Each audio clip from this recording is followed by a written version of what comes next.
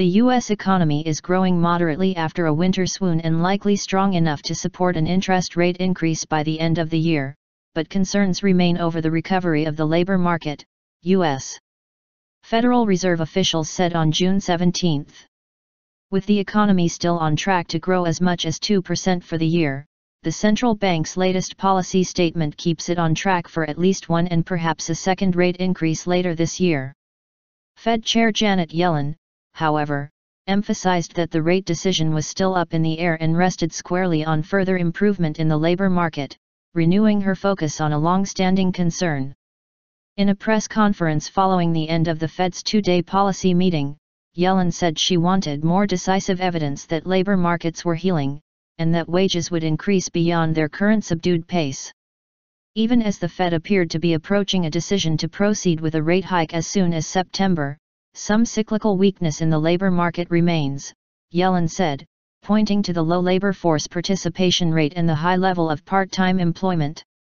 Her comments are likely to focus even more attention on upcoming U.S. employment and wage reports, as markets look for signs that continued economic growth is translating into more jobs and higher wages. After a weak start to the year, highlighted by a first-quarter economic contraction, policymakers said gross domestic product is poised to grow between 1.8% and 2.0% in 2015, down from a March forecast of between 2.3% and 2.7%. The Fed also said the unemployment rate is expected to be slightly higher at the end of the year, at 5.2% to 5.3%, than previously forecast despite the continued improvement in labor markets. The unemployment rate last month was 5.5%. Inflation remains low but is expected to gradually rise to its 2% target over the medium term, the Fed said. Still, the policy statement and forecasts keep the Fed on track to raise rates once or twice over its 4 remaining policy-setting meetings this year, an outlook reaffirmed by Yellen's comments in the press conference. The Fed has 2 criteria: labor market improvement, which we continue to see, and confidence that inflation will move to its objectives. That's starting to happen, said Wayne Kaufman, chief market analyst at Phoenix Financial Services in New York. Financial markets were little moved by the Fed's policy statement.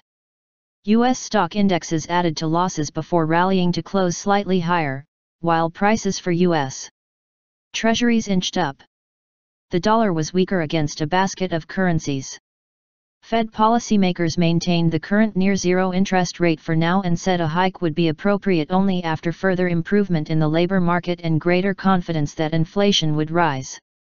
Economic activity has been expanding moderately, the Fed said in its policy statement. The pace of job gains picked up while the unemployment rate remained steady.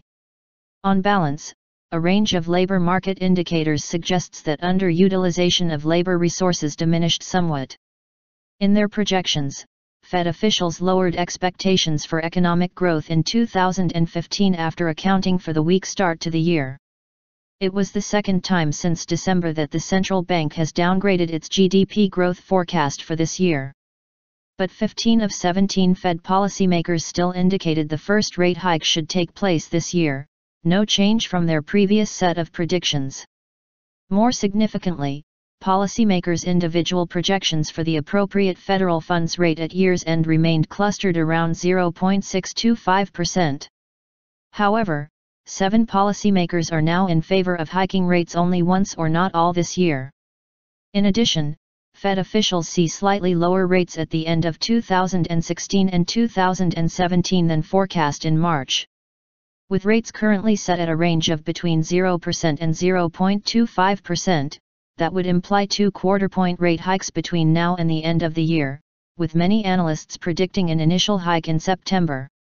The Fed's meeting this week was the first since the depths of the 2007 to 2009 financial crisis in which the outcome was not constrained by forward guidance, the central bank's open-ended commitment to keep rates low to counter the worst downturn since the Great Depression.